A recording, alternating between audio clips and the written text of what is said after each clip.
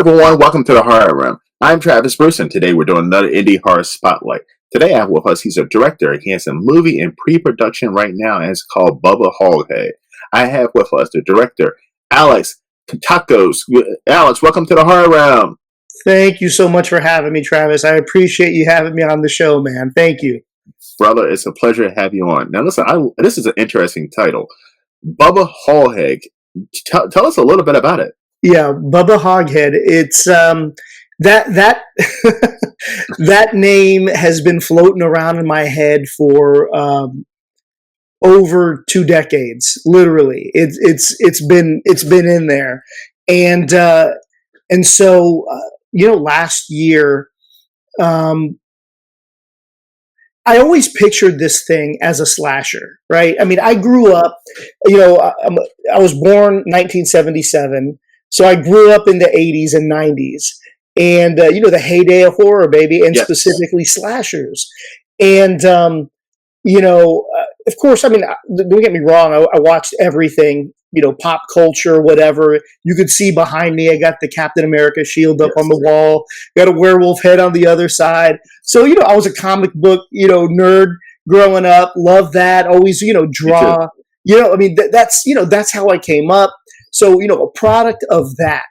And so those are the type of movies that I really love, specifically from, I think, that era. It's just when you come up, that sort of thing it sits with you, it stays with you. And even as you grow up and you mature and you watch more mature things and you could appreciate them and like them, I still think that affinity for those things that you fell in love with as a child kind of stay with you. And so back to BUBBA HOGHEAD, I had this name floating around in my head for a couple of decades.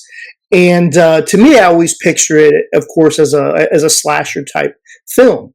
But, it was kind of there in the background. And, about 10 years ago, I really started digging deep into screenwriting. And I had this idea for something, didn't know what it was. I didn't know if it was going to be a novel. At some point I realized everything I picture in as a movie. So started writing. Shortly after writing, I realized I didn't know how to write. So then, I took a step back and all right, let's figure out how to actually write a screenplay. So I do what you do. You start reading books, you go online, and you get all the info you can, and you develop, and hopefully you grow as a writer. Because that was one of the things I was always cognizant about. I didn't go to a fancy college for screenwriting or filmmaking. I'm a graphic designer by trade. I'm 47 years old. Obviously younger when I started doing this, but I already had a career, so moving into this other thing, I wasn't really in a position to quit my job and go to school for this thing. I got a family to support. So, I basically developed my skills over the years, constantly trying to push and get better, be objective about the kind of work that I would do, and realize hey man, you got to get better. And, I got on a lot of local, I'm based out of Tampa, Florida, by the way. So for me, I got on a lot of local indie projects in every way, shape, and form, doing every job I can get, including act. And I'm not an actor. I'm definitely behind the camera guy. You know what I'm saying? But when you're trying to make yourself useful and available, you'll do whatever is asked of you, essentially.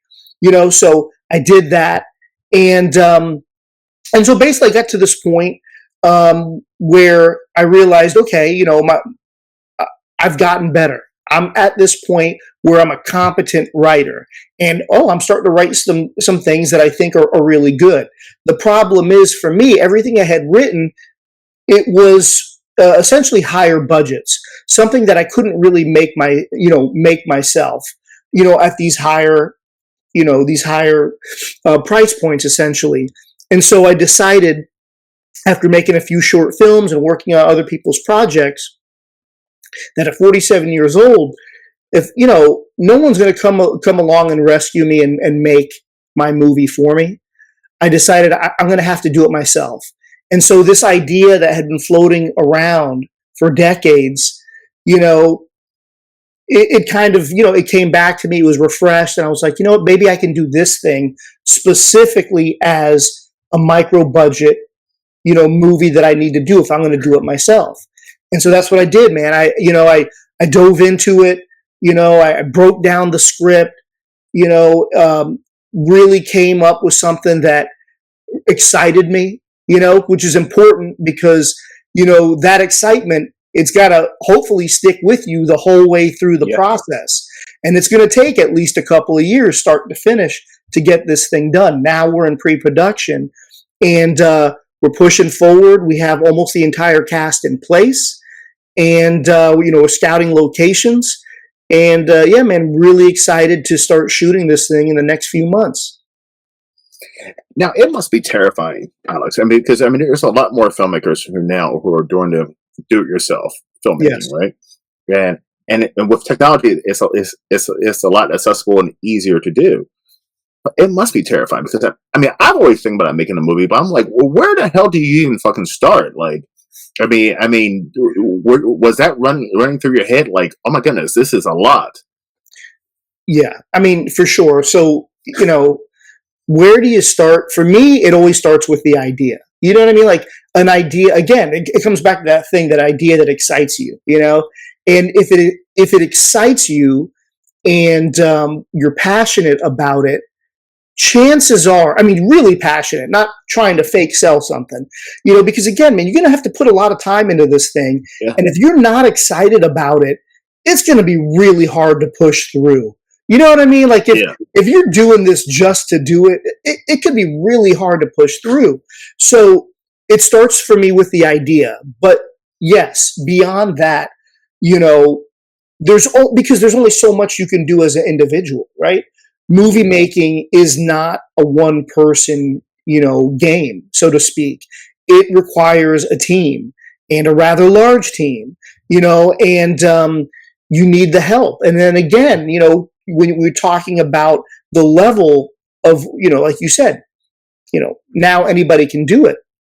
But also, when you're doing it at that lower level, if you're a micro budget filmmaker like I am, that means, when there's not a lot of money there, that makes things potentially a little bit more difficult in terms of bringing on team members to help you with all the various things that need to get done. So, to your point, is it a little bit scary? It can seem a little daunting, but I feel like it's like it's literally like one foot in front of the other type of thing. It's almost how you got to approach it, man. Again, like, why are you doing this? For me, I'm doing this because I absolutely love it. I love storytelling, specifically, I love the process of, what is this story that I really want to tell, breaking that story, figuring it out, and then writing that screenplay, going through various drafts of that screenplay, really digging in, getting feedback from people that you respect their opinion, you know what I'm saying? And give you like real good critique of what you've done, so you can use that to actually improve, what you've done.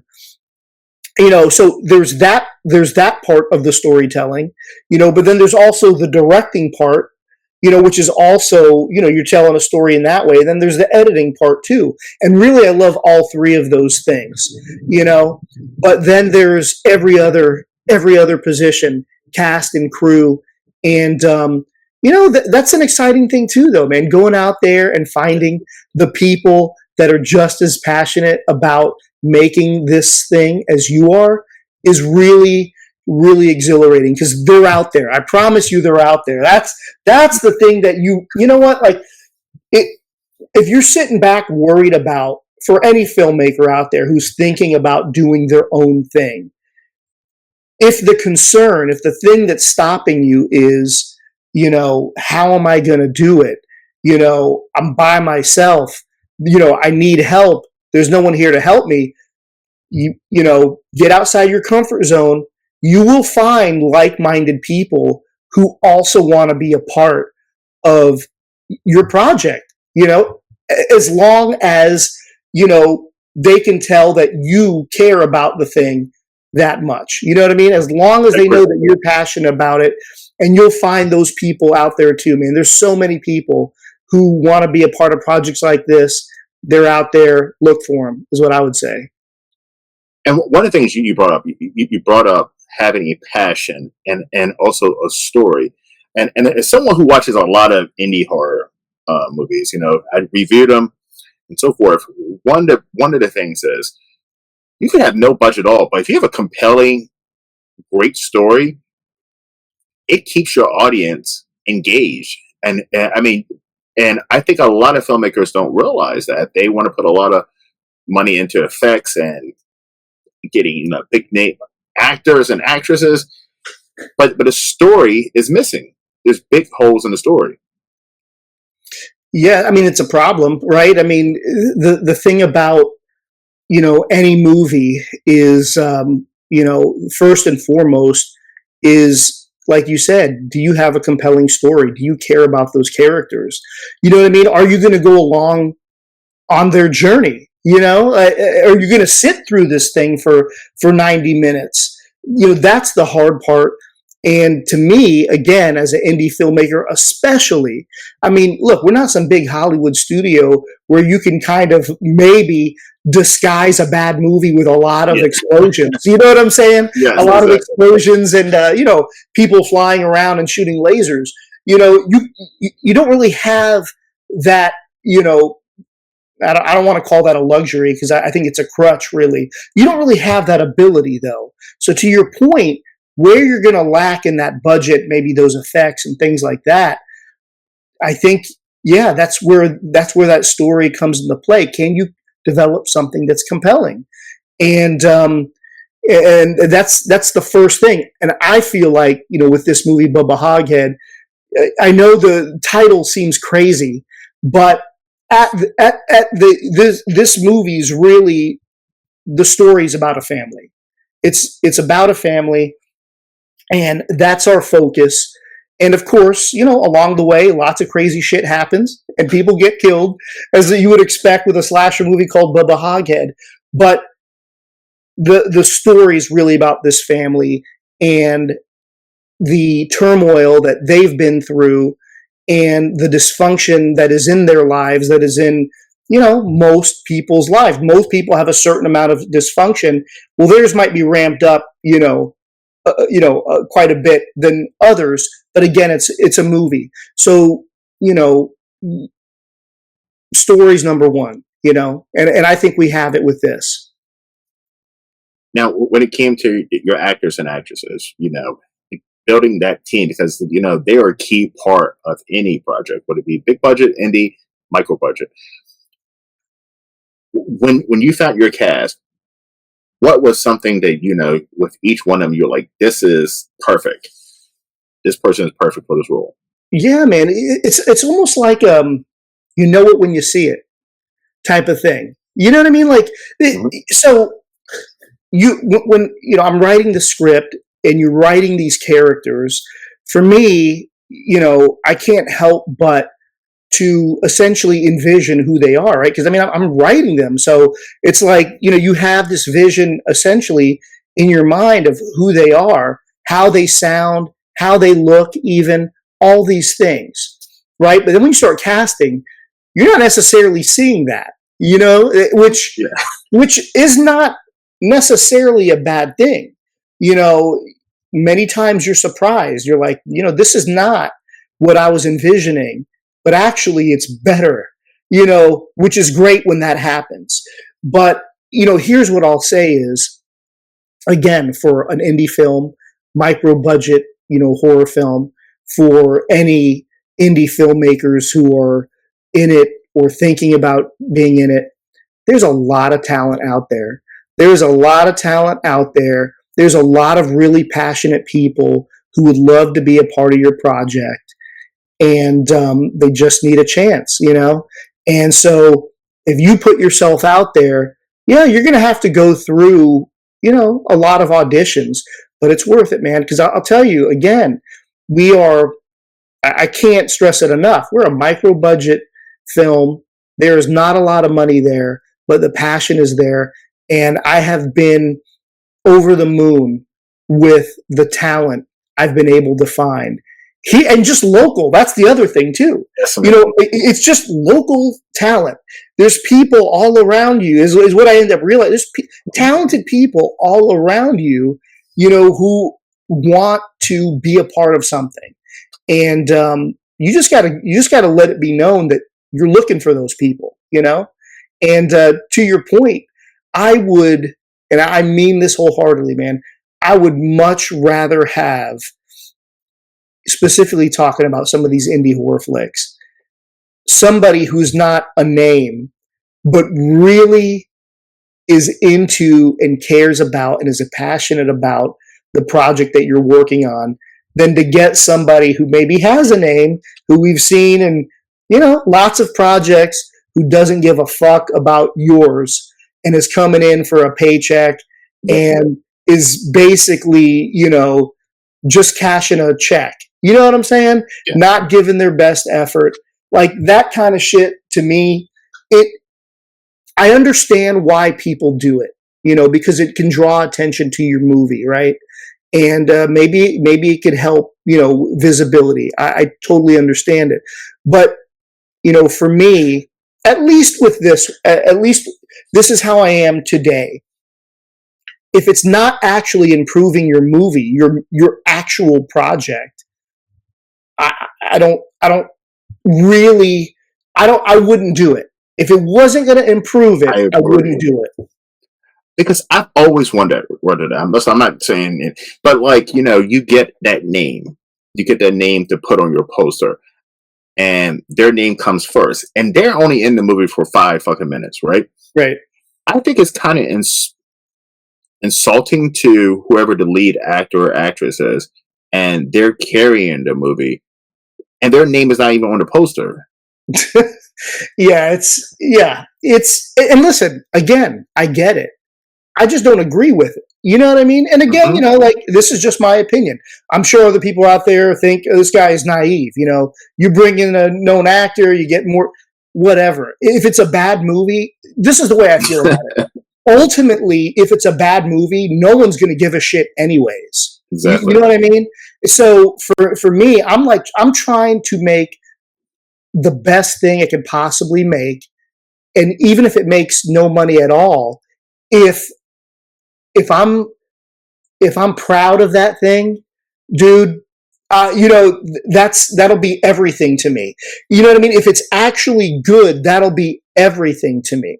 Because also I know that even if it's not financially lucrative in any way, shape, or form, if you do something that's good for everybody, and that's a stepping stone for everybody.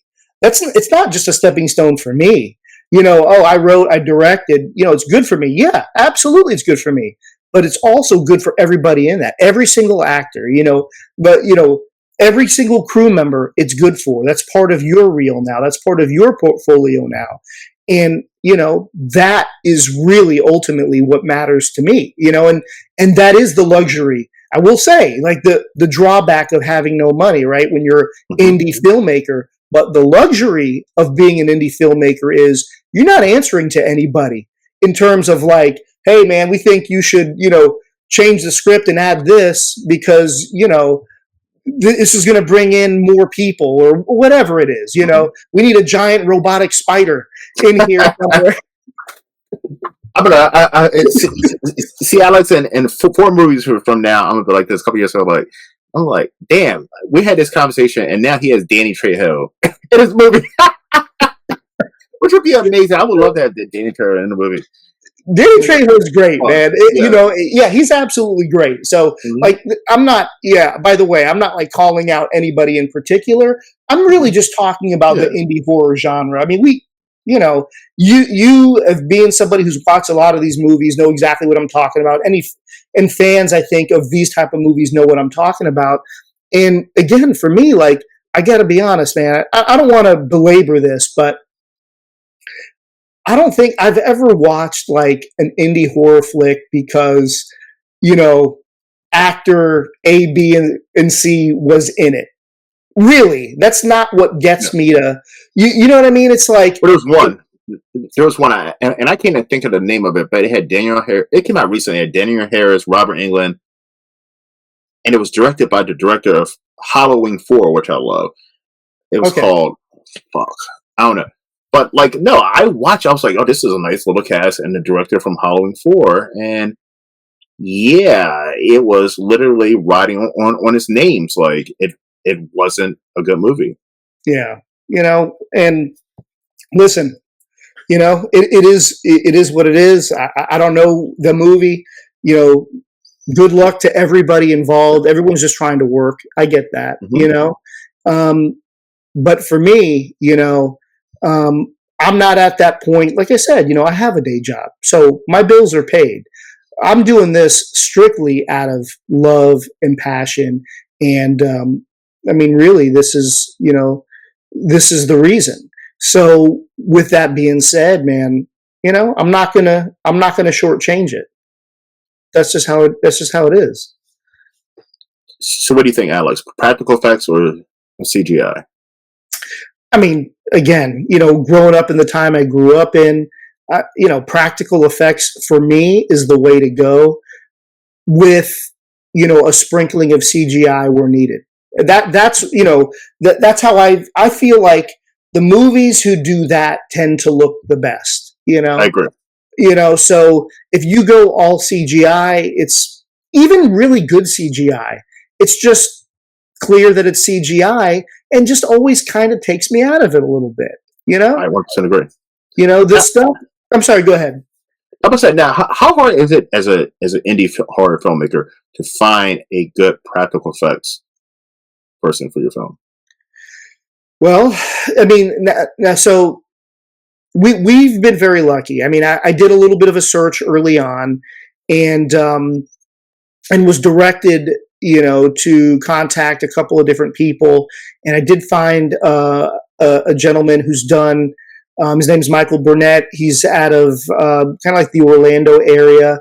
He's been a makeup effects professional for years and years, I don't know, 20, 30 years. He's worked under Rick Baker. He's worked on a lot of big projects. I mean, he's a pro, like an official pro. I think 2-time Emmy nominee. And so, I got a hold of him, and he's actually doing the makeup effects for our title character, which is great. Nice. But so that's a big deal because that was important to me that the creature in this thing looks the part. I mean, it's just the way it is. I mean, it's one of the things that'll very quickly take me out of a movie is, again, and this is back to the indie horror stuff, man. And I understand why it ends up happening because it's really budget. But when you finally get the reveal of the creature, and if it looks absolutely terrible, it just it pulls you out of it. So it's important to me that that's not what happens here. So we got a pro to work on the makeup effects for our creature. Now, back to the micro budget side, can't afford them for everything. So I was able to find a couple other makeup artists here locally who are very good and are willing to work for much less because, again, man, they're super passionate about what they do. They love the genre. They love being a part of this thing. And not only and here's the great thing about that is, these people, when they come in and when they're super passionate about this stuff and they're talented and they don't just come in and do what you ask. They come in and they make it better. You know what I mean? Which is what you want to happen. Because you can say, like, you have your own thought, like, hey, this is what I want. You show them, and then you're pleasantly surprised when they come back to you and they say, well, I've been working on some concepts myself based on what you were saying, and here's this. And it's like, oh, this is way better. You know what I mean? That's what you need, man. That's what you need. And again, those people are out there. You gotta find them. So yeah, I was really fortunate to find a couple of people who will be working essentially on the project start to finish, to supplement just the kills and the things that you would expect in a slasher movie, right? Mhm. It's important. It's, you need a certain amount of it, right? Again, micro budget. Yeah, there's a certain amount that fans want, and so you got to give that, and so we'll have that in there as well, for sure. Any nudity? No, no nudity. Yeah, it does. This, I'm not against it if it calls for it, but it doesn't call for it. You know what I mean?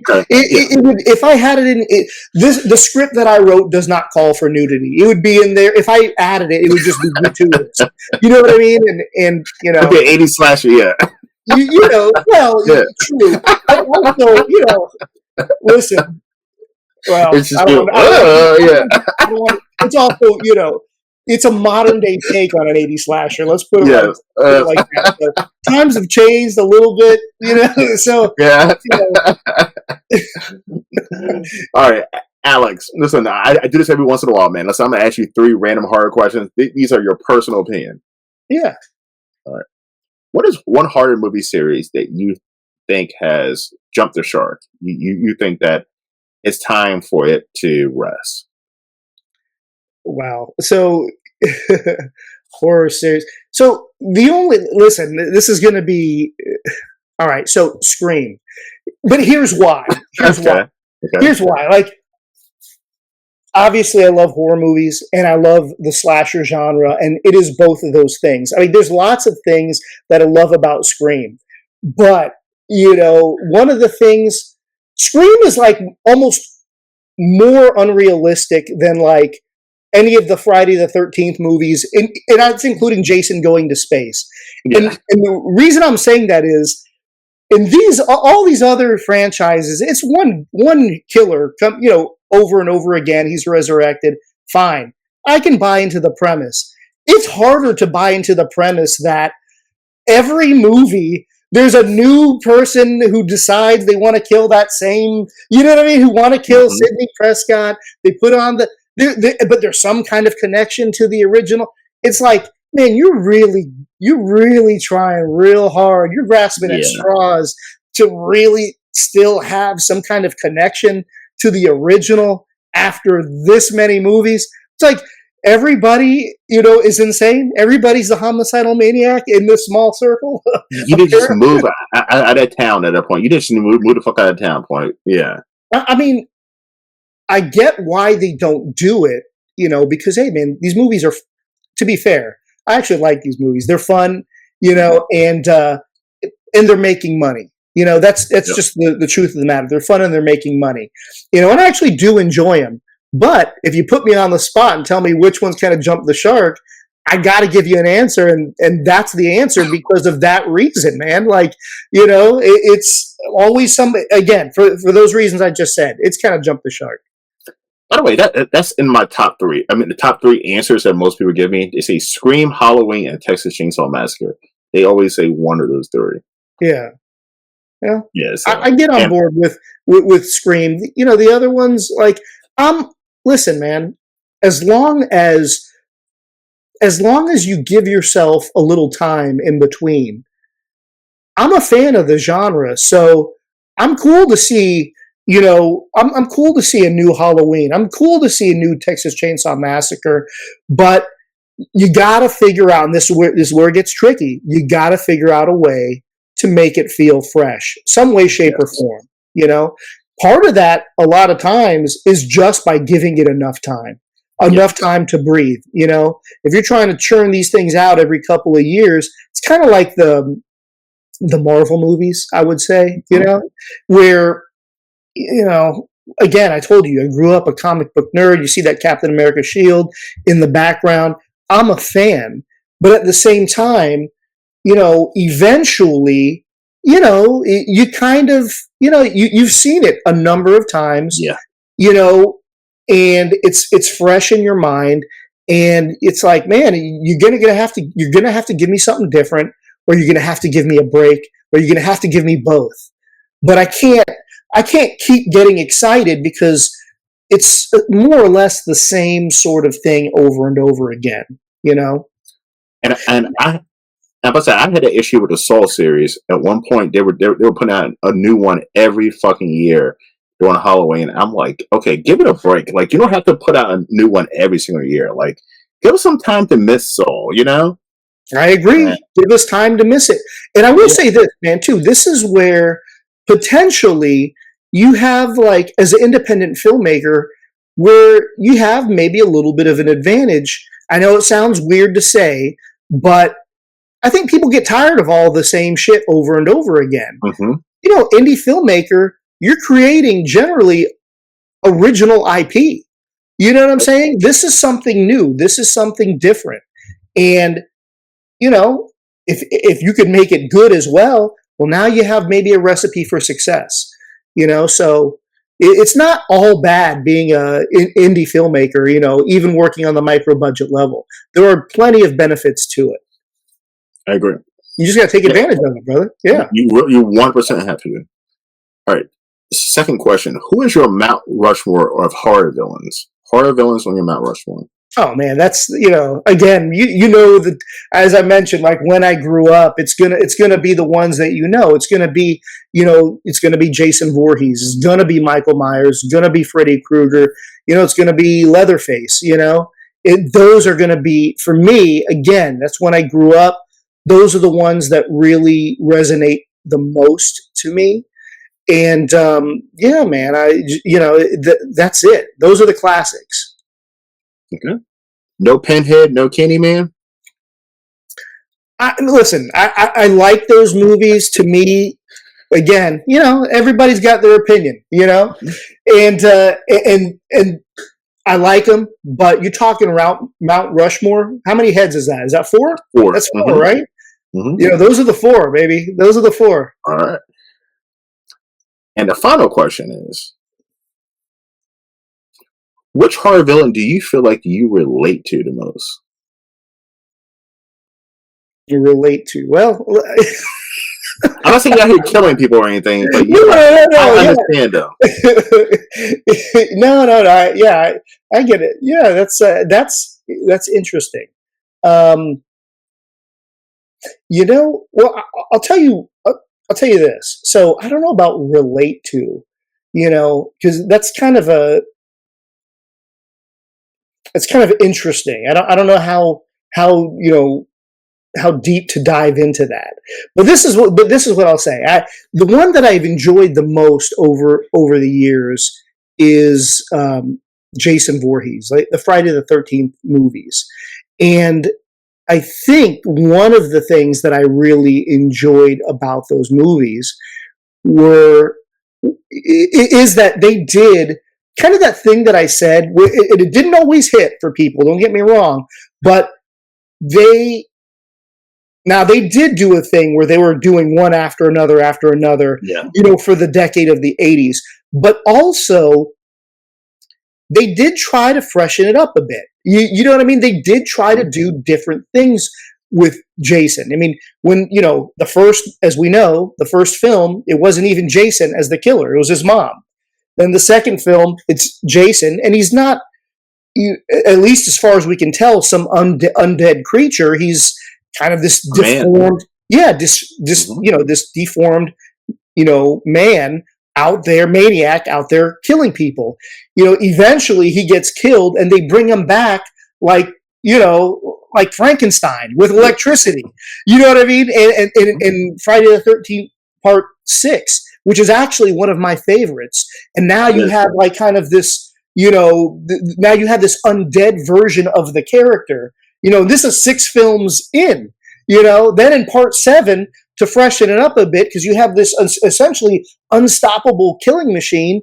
They're like, well, what are we going to do? Well, let's have him fight, you know, Terry, you know, with a superhero with telekinesis. And Part 7, now he's fighting this super powered, you know, woman in Part 7, which again, in the series, probably 6 and 7 and Part 4. There you go. Those are my 3 favorite of the movies.